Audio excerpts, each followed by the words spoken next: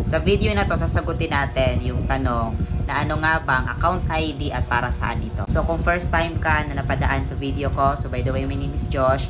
Isa ako sa mga nag-educate dito sa TikTok about sa Online Business Academy, isang legit side hustle na ginagawa ko for almost 2 years na. So ang account ID ay mahalaga para makapagsimula ka dito sa Online Business Academy.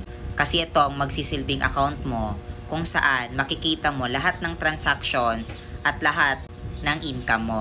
Pangalawa, ito ang magsisilbi mong lisensya para ma-operate mo yung negosyo ng sponsor company ng Online Business Academy. So meaning, kapag walang account ID, hindi ka rin makakapag-umpisa. At pangatlo, proof ito na talagang affiliated ka dito sa system at sa sponsor company na ginagawa natin. At yes po, hindi libre ang account ID kasi wala naman ng libre ngayon.